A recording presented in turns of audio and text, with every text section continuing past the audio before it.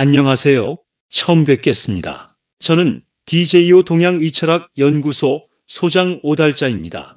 제 목소리가 안 좋아서 제 목소리를 닮은 AI 목소리를 채용했습니다. 요즘에 유튜브는 돈도 안 되면서 시간만 많이 잡아먹습니다. 게다가 컴퓨터를 능수능란하게 다루지 못하는 나이가 많이 든 사람들은 유튜브에 영상을 띄우는 일이 더욱더 비효율적입니다. 그러나 이런 이유가 있음에도 불구하고 이 유튜브 영상을 띄우는 이유가 있습니다. 요즘 윤석열 대통령 때문에 나라가 많이 시끄러운데 여기에 나오는 많은 사람이 소위 점술이나 사주 그리고 관상에 많이 빠져 있습니다. 그리고 이들은 모두 미신이나 주술로 치부되고 있습니다. 과연 사주, 관상, 주역이 미신이고 주술일까요? 동양의학, 동양철학, 서양의학을 오랫동안 연구해온 사람으로서 이런 말들이 나올 때마다 구토가 나올 정도로 너무나 역겨웠고 불편했고 마음이 무거웠습니다. 여기서 말하는 동양철학은 한의학의 기본인 황제내경, 사주명리, 관상, 풍수지리, 주역, 불교의 반야심경, 대종교의 천부경과 삼일신고, 그리고 이들을 모두 통솔하는 이론인 음양오행을 말한다. 이들은 모두 양자역학 내지는 양자물리학을 기반으로 하고 있다. 그래서 양자역학보다 수준이 엄청나게 떨어지는 고전물리학도 제대로 모르는 사람들이 양자역학을 기반으로 한 동양철학을 접하게 되면 이때는 자동으로 동양철학은 미신 내지는 주술이 되고 만다. 이는 마치 초등학생이 대학교 물리학을 보고서 풀 수 없으니까 대학교 물리학이 미신이고 주술이라고 말하는 것과 똑같다. 즉 현재 동양철학을 보고서 주술이니 미신이니 하는 사람들은 무식하기가 짝이 없다는 뜻이다. 여기서 안타까운 사실은 원래 사주명리, 관상, 풍수는 숙명론이 아닌데도 불구하고 이를 숙명론으로 받아들인다는 점이다. 그래서 사주명리, 관상, 풍수는 인간의 숙명을 바꿔주는 일이 핵심이다. 이런 이유로 인해서 동양철학의 존재 가치가 인정된다. 이때는 자동으로 동양의학과 현대생리학은 필수가 된다. 이런 자세한 원리는 차후에 차차 배워보기로 하고 우선 윤석열이라는 자연인의 관상을 보면서 안타까운 사실들을 하나씩 살펴보자. 원래 사주와 관상을 동시에 보면 좋으나 윤석열이라는 자연인의 사주를 보려면 생년월일과 시간을 알아야 하는데 이들을 알 수가 없다. 그래서 관상만 살펴보기로 합시다. 원래 사주는 인체 안에 든 에너지를 알아보는 과정이고 관상은 인체 안에 든 에너지가 밖으로 표출된 것이다. 그래서 한 사람의 에너지 상태, 즉 운명을 점칠 때는 사주나 관상 하나만 봐도 충분하다. 또한 관상은 그냥 눈으로 잘 보이기 때문이기도 하다. 결론부터 말하자면 원래 자연인 윤석열의 관상은 대단히 좋지 않다. 즉 자연인 윤석열의 관상은 거의 최악의 관상이다. 그래서 이런 사람에게는 관상에 대한 이해가 필수가 된다. 그래야만 나쁜 관상에 대한 대책을 세울 수 있기 때문이다. 이 대책으로 굿을 한다거나 살아있는 소의 가죽을 벗기는 흉측한 일은 금물이고 이 또한 효과도 없다. 이는 그냥 돈을 뜯기 위한 악랄한 수단에 불과하다. 이에 대한 대책의 원리는 한의학과 현대의학의 생리학을 도입해서 차차 설명하기로 합시다. 먼저 자연인 윤석열의 얼굴을 봅시다. 먼저 눈을 보게 되면 양쪽 눈이 크기가 서로 다르다. 추가로 입을 보게 되면 양쪽으로 다르게 나온다. 이는 관상에서 상당히 안 좋은 결과를 유도한다. 이런 눈과 입의 이 두 가지는 보통 호르몬의 불균형을 유도해서 뇌의 혼란을 초래하기 때문이다. 이번에는 이마를 보자면 이마가 뾰족하게 깎여 있다. 이는 이마의 바로 아래에 자리한 엄청나게 중요한 전두엽의 문제를 말하게 된다. 이번에는 코를 보게 되면 콧방울이 너무 작다. 이는 스테로이드 호르몬의 부족을 말한다. 이번에는 입술을 보게 되면 입술이 거의 안 보인다. 이는 혈액순환 장애와 스테로이드 호르몬의 부족을 말한다. 그리고 턱을 보게 되면 턱이 상대적으로 약하다. 턱은 한의학에서 말하는 경락에서 인맥을 말하게 되는데 인맥은 임주포테로서 스테로이드 호르몬을 통제하는 경락이다. 그래서 턱이 약하다는 말은 스테로이드 부족을 말하게 된다. 관상 분석에서 다른 요인도 많지만 이 정도로만 분석해도 충분하다. 그 이유는 관상 분석에서 혈액순환, 스테로이드, 뇌 문제가 핵심이기 때문이다. 이 문제의 원리는 양자역학과 현대생리학을 도입해서 차차 설명하기로 합시다. 특히 스테로이드 호르몬 문제는 엄청나게 중요하다. 또한 관상 문제의 핵심은 에너지이고 이 에너지의 처리는 뇌가 한다. 그래서 관상의 핵심은 뇌가 된다. 그래서 관상을 분석할 때는 뇌와 붙어있는 얼굴을 많이 보게 된다. 그래서 관상은 자동으로 뇌에 영향을 미치는 요인들을 찾는 일이 된다. 이때 뇌에 최고 많은 영향을 미치는 핵심은 혈액순환과 스테로이드 호르몬이다. 그러면 관상 분석은 뇌 혈액순환, 스테로이드가 핵심이 된다. 그런데 스테로이드 호르몬을 제일 많이 생산하는 곳이 성기관이 자리하고 있는 회음부이다. 그리고 이 회음부는 골반 안에 있어서 골반의 문제를 말해주기도 한다. 또한 골반은 혈액을 엄청나게 많이 만들어낸다. 그래서 관상에서 골반은 엄청나게 중요하다. 그래서 관상에서는 골반의 상태를 말해주는 걸음걸이를 중요하게 여기게 된다.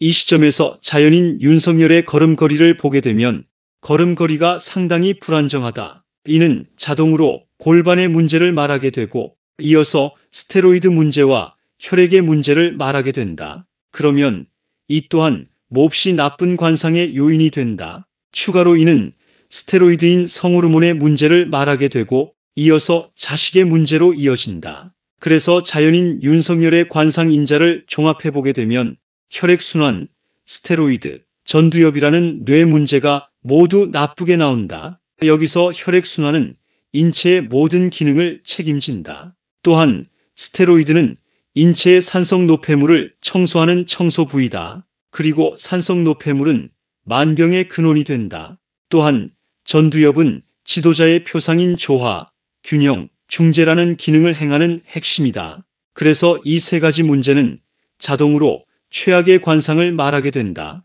이는 결국에 에너지의 불균형 문제이고 이어서 호르몬의 불균형 문제로 이어지고 이어서 뇌의 혼란으로 이어지고 이어서 자기도 모르게 분노의 표출로 이어지고 이어서 이런 고통스러운 상황을 잊기 위해서 자동으로 술에 빠지게 되고 이어서 알코올 중독이 되고 만다. 이는 그냥 숙명이다. 이때는 당사자가 깨어있지 않게 되면 이 숙명에 매몰되어서 허우적대다가 나락으로 가고 만다. 이 시점에서 자동으로 관상의 필요성, 관상의 가치, 관상의 존재 이유가 부각된다. 즉, 이때 관상을 제대로 알게 되면 당사자의 운명을 바꿀 수 있다는 뜻이다. 이 원리는 차차 배워보기로 합시다. 그러면 이 두 가지, 즉 분노와 알코올 중독은 복잡한 정상적인 사고를 막아버린다. 그러면 이런 사람들은 무슨 일이든 단순하고 무식하게 자기 뜻대로 처리하려고만 한다. 그래야만 머리가 단순해지면서 뇌의 혼란을 막게 되기 때문이다. 이때 문제는 주위에 배속된 사람들이 일을 맞춰주느라 죽어난다는 사실이다. 이런 사람이 아주 복잡한 일을 수도 없이 많이 처리해야만 하는 지도자가 되면 자동으로 독재자가 되거나 온갖 분란을 만들게 된다. 이때 삐끗하면 자동으로 공멸하고 만다. 이는 자연인 윤석열과 현재 우리 국민의 불행을 말해주고 있다. 여기서 자동으로 죄는 미워하되 인간은 미워하지 말라는 속담이 나오게 된다. 즉, 인간은 에너지를 싣고 다니는 호르몬의 노예라는 뜻이다. 이때 인간은 자기가 마음대로 하지 못하고 호르몬이 시키는 대로 하고 있을 뿐이다.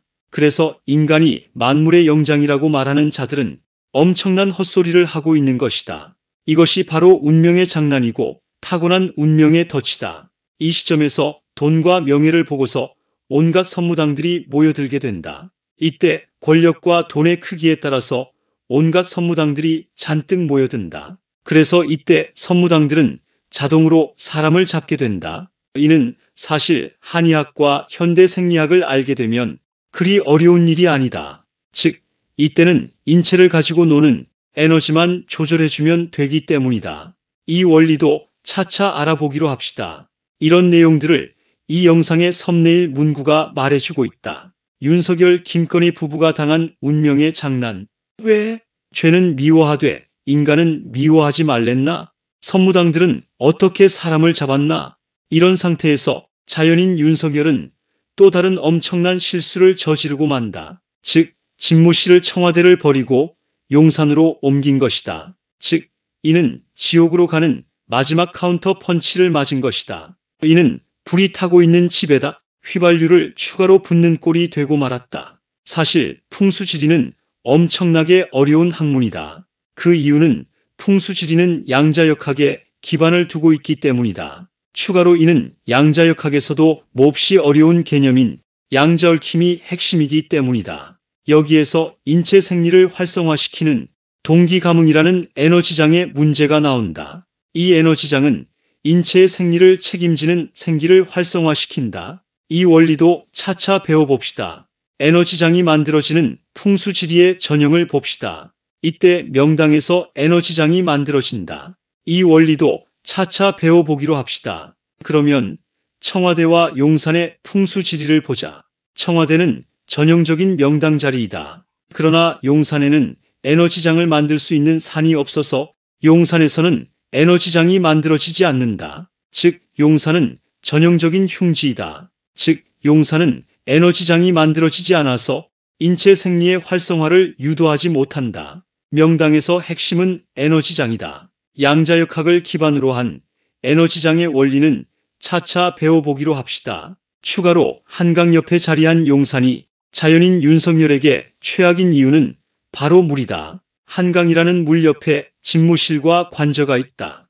이는 최악이다. 즉, 이때 인체는 집무실과 관저에서 밤낮으로 시달리게 된다. 풍수에서 물은 풍수 그 자체이다. 그 이유는 바람이라는 풍도, 실제로는 물인 습기의 이동이기 때문이다. 그러면 풍수는 자동으로 물 문제가 핵심이 된다. 이에 관한 자세한 원리도 차차 배우기로 합시다. 그래서 풍수지리의 고전인 설신부 제8장 혈자리의 법칙을 논하다에서 면전수요 지현을 보게 되면 명당의 바로 앞에서 배수로로 흐르는 물을 보았을 때 그 물이 아득히 멀리 있는 상황이 되어야 한다라고 말하고 있다.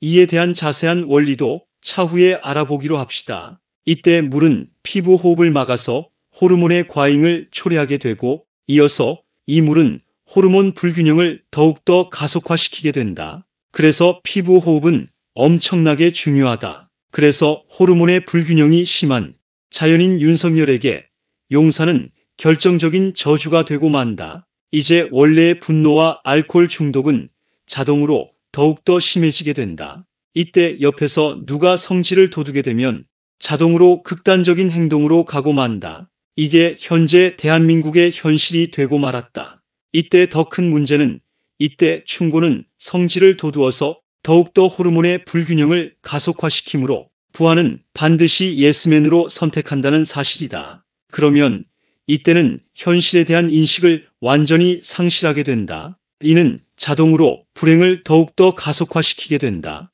그러나 운명의 장난은 여기서 끝나지 않게 된다. 이런 사람들은 반드시 유유상종하게 되는 또 다른 운명의 장난이 기다리고 있기 때문이다. 그래서 이때는 가까운 부인은 물론 모두가 같은 종류의 사람으로 채워지게 된다. 이는 자동으로 운명에서 최악의 악순환을 불러오게 된다. 이게 현재 대한민국의 현실이 되고 말았다. 지금의 상황을 보고 있노라면 자연인 윤석열은 정확히 운명의 덫에 걸린 것이다. 이 운명의 덫은 인간이 어떻게 해볼 수 없는 문제이다. 이는 불나방이 불가에 모여서 결국에는 불에 타 죽는 상황과 똑같다. 이는 싸움을 좋아하는 깡패가 결국에는 싸움판에서 죽는 것과 똑같다. 이것을 우리는 운명의 장난이라고 부른다.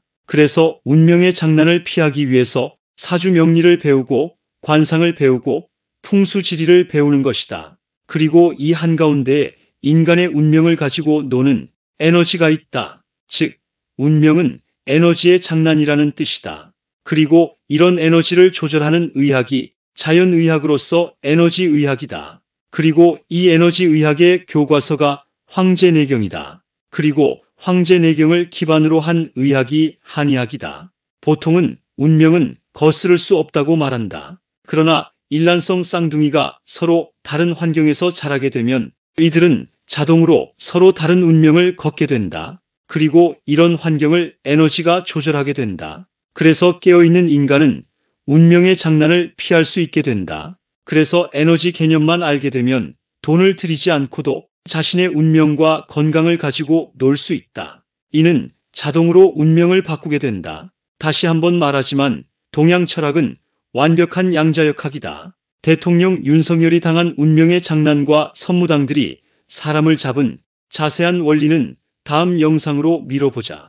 아무튼 안타까운 사실은 자연인 윤석열의 근본 제목은 아주 좋다는 점이다. 그러나 결국에는 이를 제대로 관리하지 못해서 지금과 같은 불행이 초래되고 말았다. 이때 동양 철학을 제대로 공부했다면 윤석열 자신과 주위 사람들 그리고 국민도 모두 행복했을 텐데 말이다. 지금까지 말한 내용에 관한 정보는 네이버 카페 DJO 동양의철학 연구소 사이트를 참고하면 된다. 지금까지 내용이 쓸만했다면 구독을 꾹 눌러주시고 알람 설정까지 해주시면 감사하겠습니다. 그리고 좋아요는 보너스겠지요. 그러면 다음 영상에서 뵐까요?